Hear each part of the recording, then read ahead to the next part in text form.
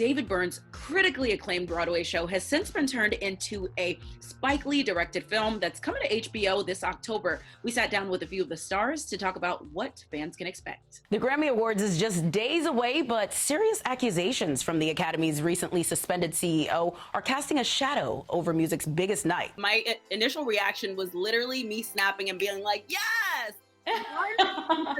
Two women, like, on screen, first people that I see. One is in a chair, one is a black woman with a fro. And I'm just like, listen, the representation here is just everything. Do you seek out these roles, or do people just naturally see you as a princess and are like, you know what? We're gonna try to have her take this role. Prince Harry is in Canada tonight, reunited with his wife and son. Harry arrived in Vancouver last night and was immediately whisked away. Andy Senior Jr. is a total stage vet. He has a long-standing history with the musical Rent, playing Angel on Broadway. We have Jackie Burns, the wicked Jackie Burns. Yeah, what I love about this show is that it goes beyond the music. So it's very optimistic, but also pretty political too. Like, it really digs deep into a lot of issues that we're facing today, and some issues that we might oftentimes want to just, it's more comfortable to sweep them under the rug.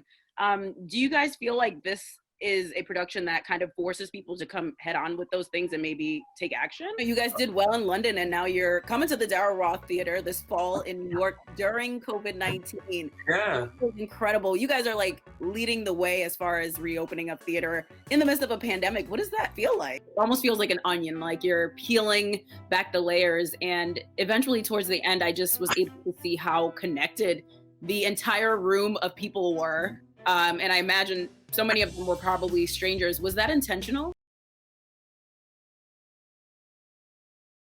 She came, she saw, she stole. The bag, the jewelry, the makeup, that was probably anywhere between $700 and $800 in total. This wag walker, captured on Shayna Bryan's home surveillance, is even seen trying to swipe a winter coat worth thousands.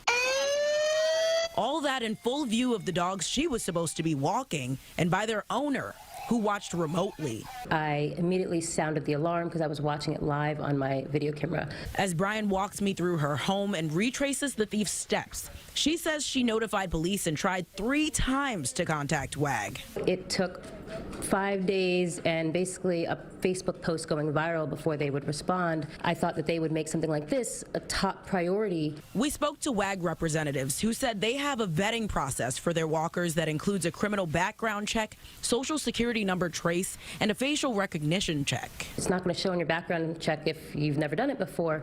WAG's trust and safety team tells us they're working directly with police on the investigation, refunded Shayna for the walk, and have deactivated the walker's account. As for the stolen goods, they said I need to provide receipts for anything that was stolen. So if I don't have receipts, I may not be reimbursed. Find a trustworthy person and find someone that you actually know and can get their full information, because I don't even know this woman's information. Some of her neighbors aren't deterred by these apps, though. When you need it, you know, they're there, so you can, I guess, rely on them. Unless, of course, you can't. In Long Island City, Charlie Cooper, CBS 2 News. At a time when most kids are playing in the sun, these kids are playing in the sun, all right. Or in this room for 9 hours straight at Johnson High School. 12 weeks of fine-tuning tunes and focusing on footwork. Welcome to band camp, an instrumental part of this well-oiled machine. They'll have 100 pages like this that they'll need to learn, somewhere close to 100. So on each one of the pages, they have a responsibility for a position on the field. Timing is everything, especially when hundreds of others are counting on you. Basically, they're taking 8 steps in 8 different directions. It really is a big family. And Alan Sharps, the Johnson High School band director, takes all 345 of these kids as his own. It's so hard to pick one really, really proud moment because they've had so many things that they've done well. He credits their success to the long hours and year-round dedication. Others credit him and his nearly 40 years of experience band directing across the country. These awards are just snapshots of his many achievements, but there's one that makes him especially happy. It might seem crazy what I'm about to say. I had the opportunity to teach Pharrell Williams. That's right, 11-time Grammy Award-winning artist and producer Pharrell Williams. He was in the drum line at Princess Anne High School.